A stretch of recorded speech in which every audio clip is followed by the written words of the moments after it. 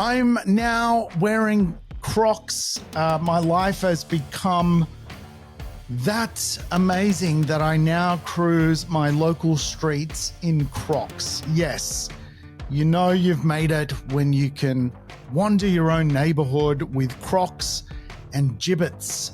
I now have gibbets in my Crocs.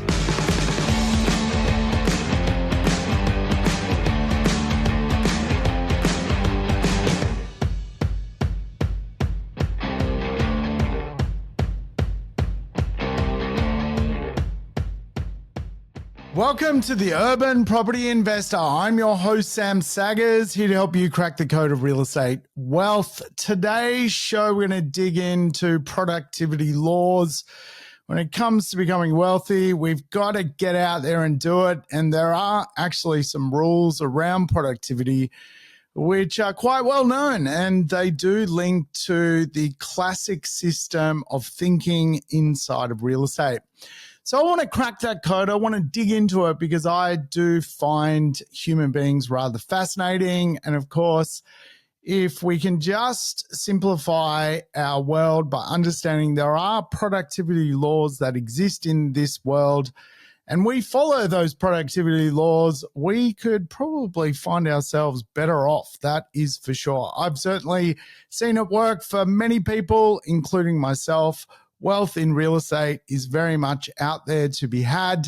And of course, if you want to understand more about real estate, I do have a book out, The Australian Property Game. It's available on Amazon. So you just go to Amazon and the next day it arrives in your letterbox, $22. And it's a great read. I've had some great reviews on the book. So thank you everyone who's been reviewing the book. I actually need a review on the podcast. So if anyone's willing to review the podcast, that would be wonderful. It's been a while since I've had a review. And of course, when you do a review, you get a sneaky little shout out. Maybe that's turning people off reviewing the show. I don't know. But anything you can do to share the gospel of real estate would help. And of course, reviews mean more people find me. And that means I can help more people. Big part of my job is simply helping people understand property investment. And of course, welcome back, regulars. You know the drill. Play the program in double speed. Get your life back. If it's your first time tuning into the show, make sure you go back in time as well, because there are some lessons out there which I think would help you. There's so many different ideas around real estate, but this program is very much dedicated to education, and that means you can listen to past shows. It's certainly not topical.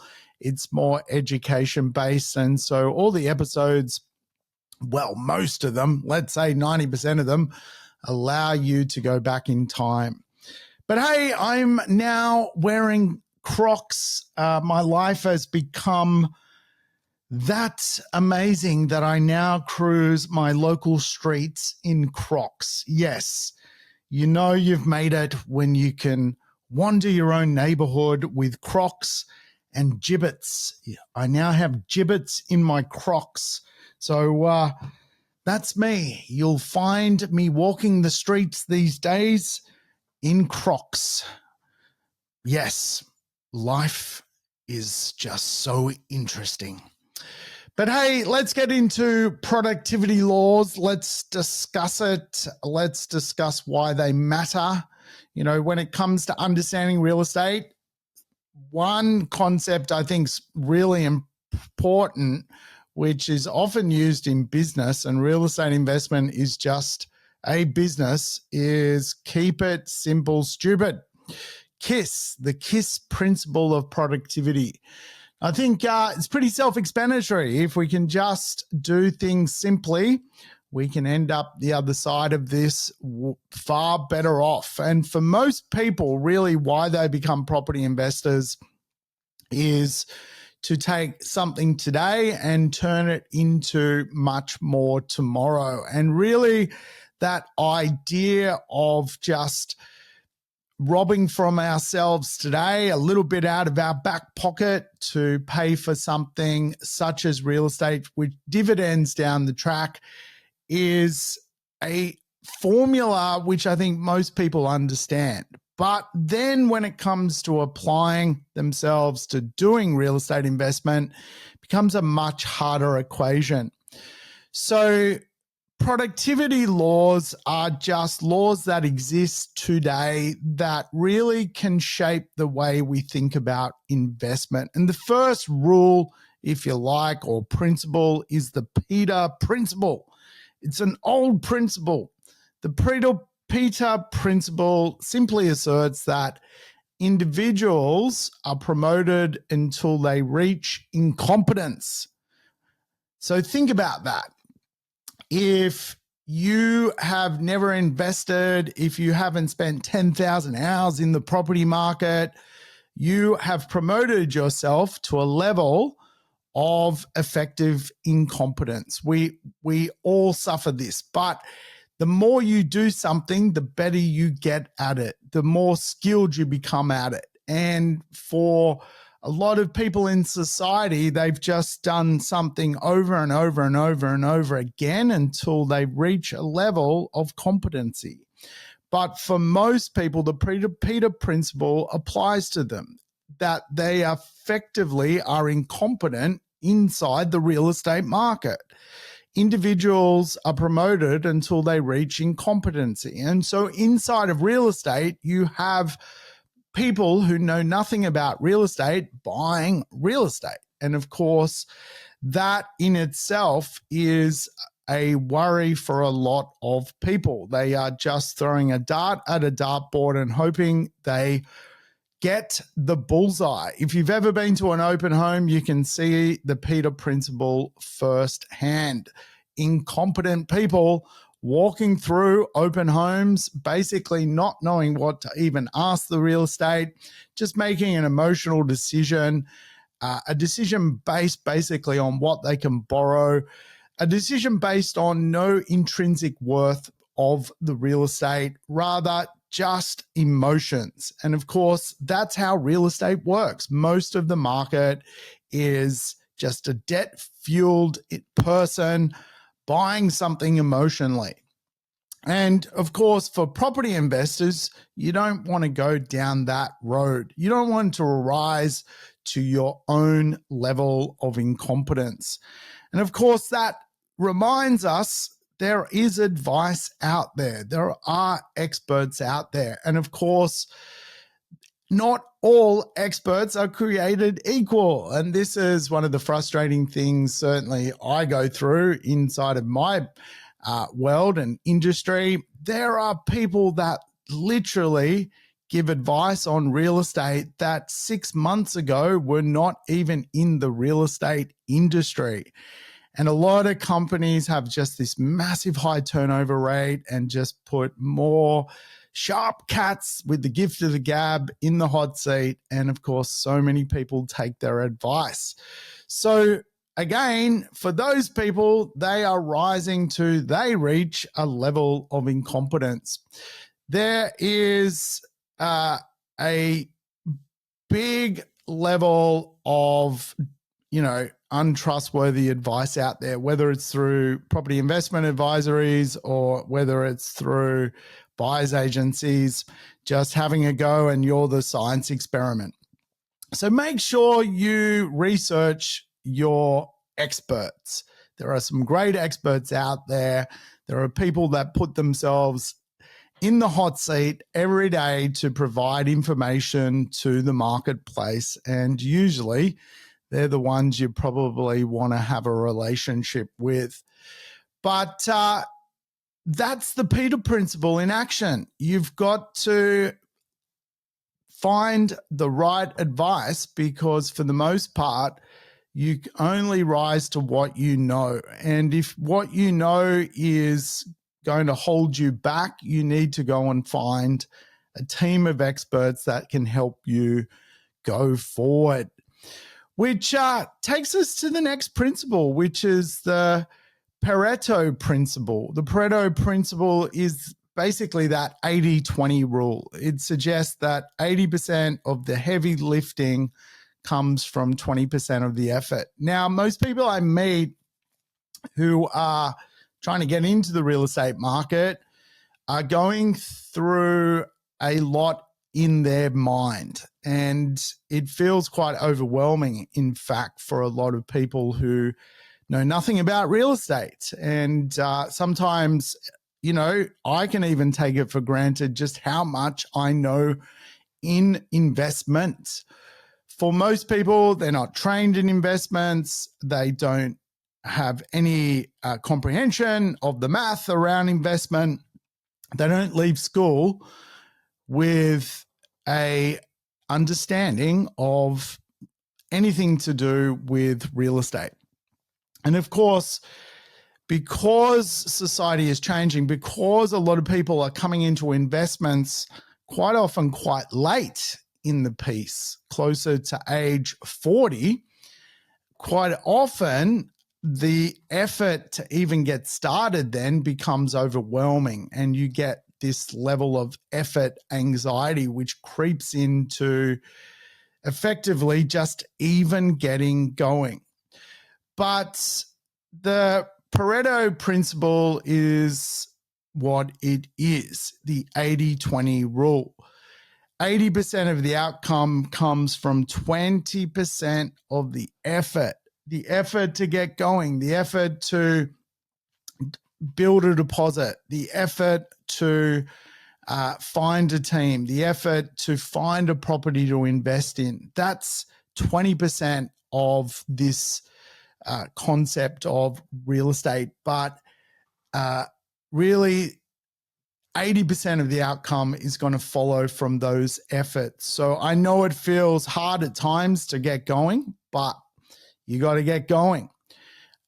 Real estate, there's a few key decisions from 20% of your effort: the right suburb, the right strategy, the right property, and 80% of the rewards will come thereafter. So,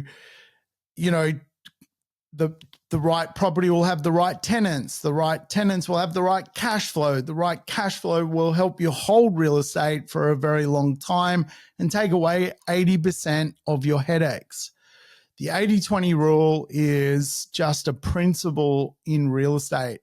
And again, for the right property investor, they end up buying the right A-grade property in the right location that gets the right result, the right tenant, the right rate of growth.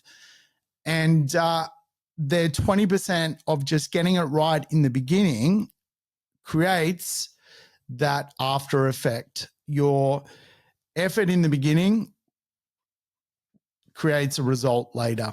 And again, the hard work you do today will pay off 10 years from now. It'll pay off 15 years from now. 20 years from now, you won't be working because of the effort you put in today when it comes to the Pareto Principle. And of course, the next principle is Gore's Law. And Gore's Law is really a beautiful principle in business. It says that successful complex systems evolve from simple beginnings. Now, I am dealing with people who have started from simple beginnings. In real estate investment, there are 3 phases to the investment process. There is the acquisitions phase. You buy stuff. You buy as much as you can. You take on lots of debt. You manage that debt. That is the acquisitions process. Buying power is an asset, and you use as much as your buying power as you possibly can. The consolidation phase is a phase where you stop buying things and you watch your investments grow, and you eventually consolidate your assets by even selling one and paying off another. And then the legacy phase is that transition into retirement, that transition into a new world, a new life for you. Gore's law explains that a complex system evolves from simple beginnings. The simple beginning to that journey is buying some real estate. If you want to be a property investor, you have to buy some property. That's the trick to it. That's really what it comes down to. And as you end up having more wealth, the system becomes more complex, but it only can evolve from a simple start, buying one property, then another one, then another one. And of course, today, in our business model, we have financial advisors, tax accountants, all because of the complex system that people who started with nothing and end up with millions of dollars of wealth need to do some further things which are a little bit more complicated, setting up different trusts and setting up family wealth legacy plans and making sure their wills and their property end up speaking to each other properly. All of these planning kind of concepts come from simple beginnings. You can't plan your retirement if you don't start by buying some stuff. That's the reality of it, or you'll end up on the pension. And again, start small, and if you scale smart, you can end up with a very good strategy that dividends you a lot of wealth. And the right financial planner, as you build wealth, you end up creating a situation where you really need to pop into financial planning. When you have no wealth, you don't need a financial planner. You need a financial planner when you have wealth. That's really the process of how things unfold. The next principle is the Parkinson's law. Parkinson's law kind of states that work expands until you fill the time allotted to you. Parkinson's law. Work expands to fill the time allotted to you. Now, this is where a lot of people fail at the time money race. They really do. Because time is seemingly not time bound, because we wake up every day and we do what we want to do for the day. But if we don't think about building wealth, another day goes by, another year goes by, another half a decade goes by, another full decade goes by, and guess what? We haven't done anything. We haven't moved forward. And Parkinson's law basically says that people procrastinate unless things are time bound. People don't make decisions and create a framework for themselves if they don't put a deadline into their activities. People delay property investments, delay their decisions, delay refinancing, delay looking at their rent growth, delay doing urgent things. And I can assure you, building wealth takes a lot of time. It's not an overnight thing.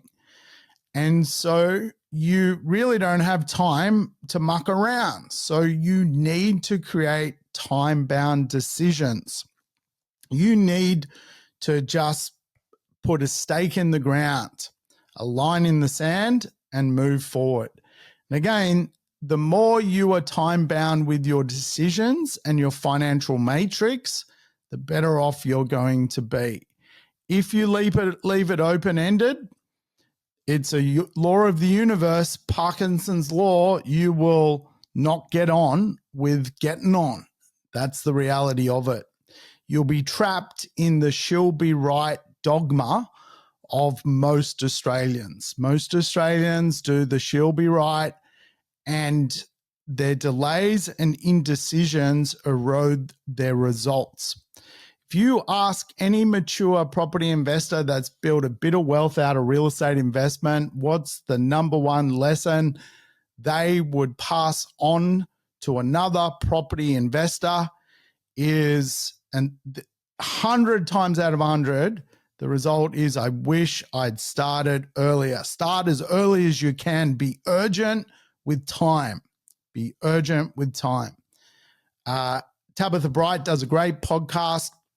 Her podcast, Tales from the Front Yard, she asked property investors this question, and I am telling you, it's virtually unanimous. Everyone says start as early as possible. And that is just the nature of compounding. The she'll be right trap is seeing most Australians start very late, very late. And it's getting more challenging for people. If you start late, how do you eliminate debt? If you start when you're 45, what can you do to be out of debt by 55? It gets harder. It's not impossible, but it gets harder. So be urgent when it comes to time. Deadlines create discipline. And you've got to give yourself a countdown clock, because everything is time bound. Everything is time bound. Now, I'm just looking at the time. My alarm's going to go off in 5 minutes. I've got the clock on. So if the alarm goes off, don't you worry. It's just me using Parkinson's law.